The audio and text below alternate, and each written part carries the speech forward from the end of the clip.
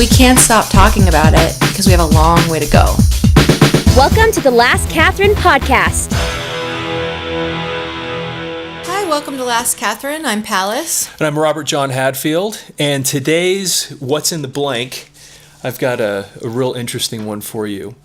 So, 42% of underage married girls are from where? 42% of underage married girls are from where? This really... So when we say underage, we mean under 18 years old. Okay. So this is a real... Young, very young married women, girls are from... Now, when I say from, I'm talking about a location. Okay, in the U.S.? No. Oh. That's the thing. Oh, Where okay. would... So in the world. In the world is Carmen Sandiego. Yeah, exactly. Dang it. I don't know that many places in the world. So I'm gonna start. There are 60 million girls around the world who are married under the age of 18 in 2012. 60 million around the world. Maybe under the age of 18. Where the heck would they be married? You'll never guess young it. people. I'm never going to guess it. I'm just going to sound like an ignorant racist or something. I won't even make you try to guess it. But it's really fascinating where it is. It's in Pakistan. Okay. Pakistan, 42% of... So we have 60 million girls around the world in 2012 were married under the age of 18. Wow. 42% of them were in Pakistan. Is that just... there's a lot of... Now, this is it. So I'm gonna put. I was gonna do this as another what's the blank, but I'm just gonna. I'll tell you the blank and then I'll tell you what it is. Okay. This particular thing plays a central role in causing and perpetuating early marriage. What do you think that would be? The main thing that causes this is poverty. Huh. Poverty is the biggest cause so they're trying of to underage marriage. Give their girls so they have less mouths to feed. The idea is to get a girl out of to get her out of poverty. She needs to marry somebody that can take care of her. I guess so. That's the idea, and they marry them off when they're younger. I don't know if that means they get paid for her or whatever, like used to happen. Right. But it's the quote that came, and I got this off of Tribune. This is the Express Tribune, which is part of the International New York Times. It said that the quote was, "Poor families often have few resources to support healthy alternatives for girls, such as giving them proper education." And so one of the things that they figure they need to do is a girl can get married to try to have some sort of a future because the family simply can't continue to take care of her. Women are property sort of stance. I mean, for sure. It's there's some assumptions that had to be made about the gender. Well, yeah, that's right. But look at but once so this is happening over in Pakistan, which I think is considered part of Asia, isn't it? It's not really. I mean, it's Middle East Asia. I don't know it is things. Considered, I believe, part of Asia. I just like to talk. Okay. Know nothing. That's great.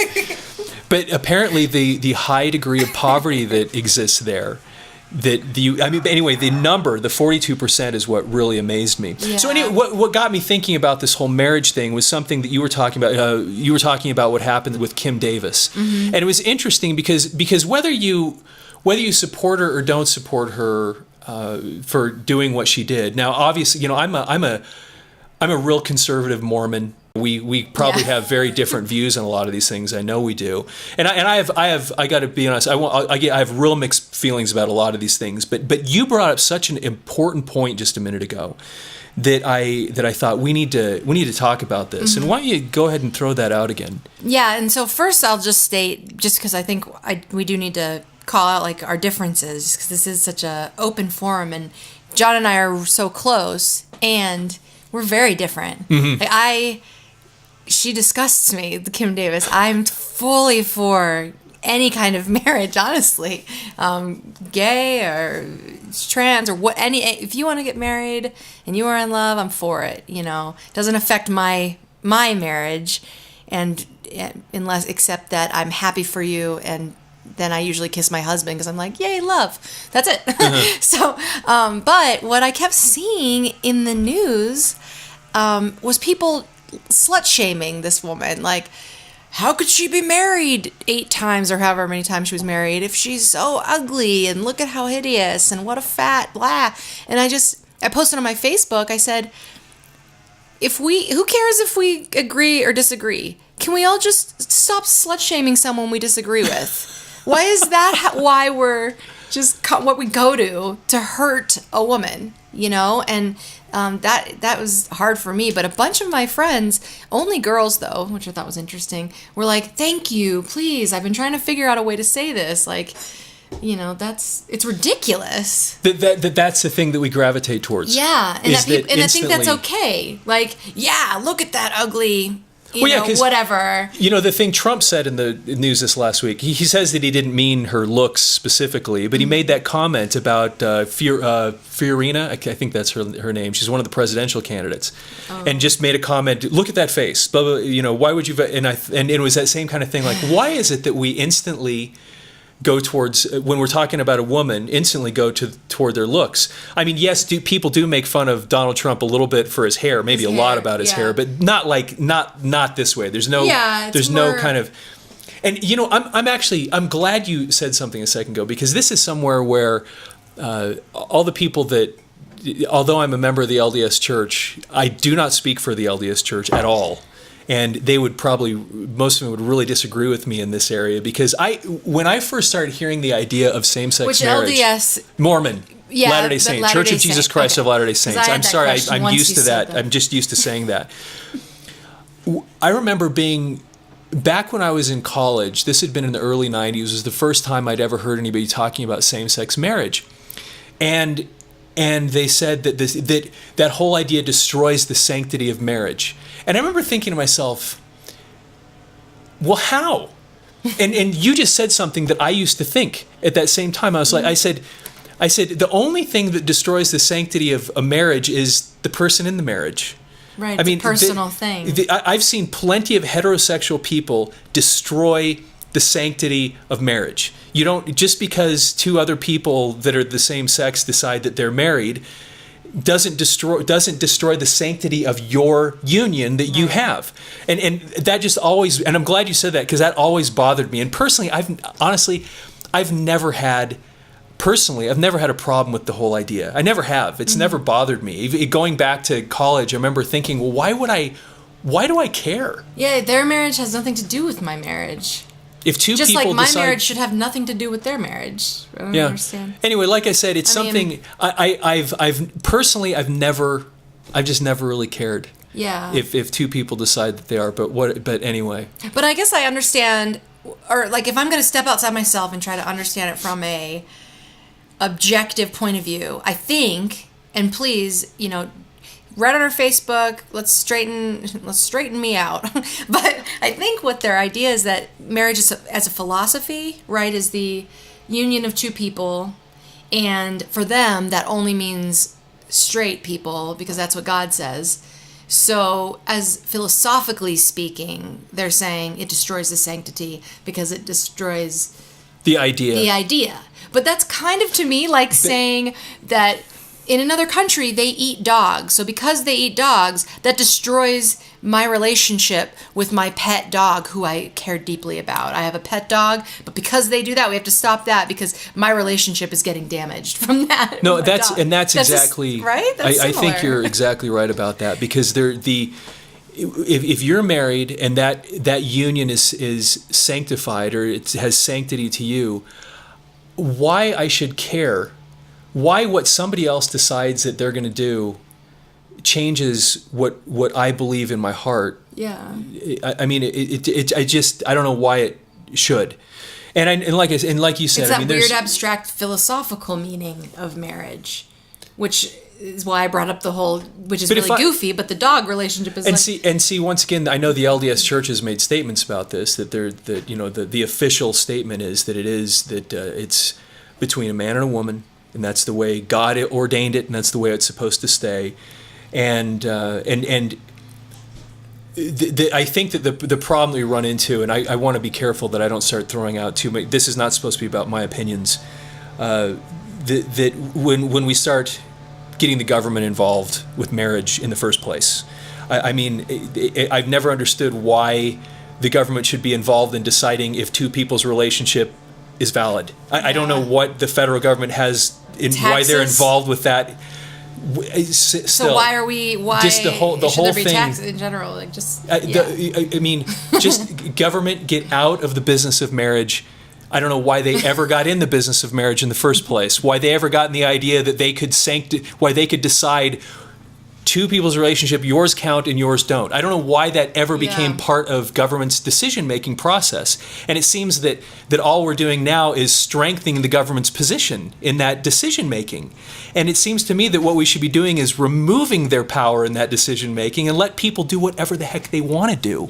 Stay out of stay out of the bedroom. Keep the government out of my life. You know, let people decide what they want to do. Government, you go. Just stay away. Well, it creates so many other problems, so many other judgments around marriage or around relationships or people being married or not and living together or divorce or any of that stuff. It just creates so much judgment and hierarchy of importance and these types of things that... But going back throughout the history of Christianity, the whole idea of marriage, the sanctity of it, has been destroyed so many times through heterosexual relationships. The idea that two men or two women that decide that they're married is going to destroy the sanctity when it has been steamrolled for centuries by heterosexuals and their lack of dignity towards it and the horrifying relationships that took place. I mean, going back to some of the kings of England. I mean, Henry VIII, for example. You know, this stuff right there. If there was anything that ever really destroyed the sanctity of marriage, it was that, not two guys living down the street that decide one day that they're married. That did more damage than that, in my opinion, ever will. So once again, I don't speak for the religion I belong to. Those are just my little things that I've thought over the years. Like why should that be a deal to me? Yeah, I mean, marriage, how as it used to be, was very much like the man owned the woman. So that's not very marriagey to me. Just an ownership thing. Because when if we're going to talk, because we are supposed to be talking about women's. Have you heard of the rule? Go ahead. Okay, well, and again, Facebook, tell me more of the facts around this, but what I know is that the rule of thumb, the saying, comes from that there used to be a law that you were allowed to beat your wife with a stick that was no bigger than your thumb. If it was bigger than your thumb, then sorry. We have a guest coming. Okay. So you were allowed to beat your wife as long as your stick wasn't bigger than your thumb, and that's what the rule of thumb comes from. And I don't know when that was on the books, and I don't know when that was allowed, but that's so. Yeah, I mean, women's rights. We were property, right? Back in the day with marriage. So marriage, I think, is just, to me, I have kind of a loose view of a lot of things. But to me, marriage is just, you're my partner for now. And we're together. Every moment, I want to continue to make that moment with you. And when I don't want to have that moment with you anymore, we are not going to be married anymore. But if I continue to want that moment with you, then it's going to be with you. And then it's just beautiful. All of that is, with or without, moments they're all beautiful. And as long as it's a continual decision. One of the beauties of it, though, to me, in the forum that we're talking about here, is that you, as a woman, are empowered in today's world to be able to think that way. Because I'm telling you, even just recent generations. Like, I imagine my grandmother, the whole idea, I mean, her whole existence, I mean, she was able to eat and have a house and a car and all these other things because of the man she was married to and his success. And her whole life was beholden to whatever he did or didn't do. And so it hasn't been very many generations, right? No, it was right. Your grandma, yeah. So you look back, it hasn't been that long that you are now in a position where this book that I keep talking to you about constantly, which is like my favorite book in the world right now. She talks about this, that we live in a world now where women really have choices, and they don't have to. You don't have to get married. Well, even my mother-in-law's here. We could actually bring her in and talk to her about this, because that's, in her day, that's what it was, and she's married, and And she was a stay-at-home mom, which of course there's nothing wrong with that, as long as you are being choiceful, right? You have the choice of continuing a career, or I want to be a stay-at-home mom. But back when she was growing up, and she had a really, patriarchal father who enforced these ideas and kind of beat down her ideas of what she enjoyed. But back then in her time, that's what she did. She'd get married and have kids. Batman. Stop it. So Batman. Yeah. Okay. Well, anyway, we need to. That was really. I'm glad we talked about that. Yeah. And we need to. Oh, that's what I was going to say. Here pretty soon. Real quick though, because you talked about me and why I have the choicefulness, and I can talk about myself and how I was raised later. But I was raised in a very different. My mom and my parents were never married, and I was raised in a very open sort of different idea of what family is. So I can go into that more details at some other point. Yeah, I really hope we do, because it's quite fascinating. Yeah, well, thanks. Okay, well, anyway. Born.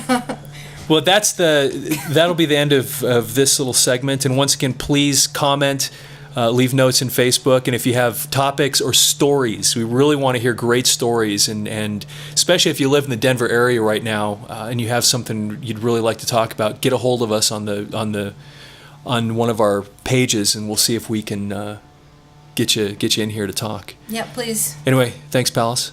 Thanks, John. We'll talk to you soon. Okay.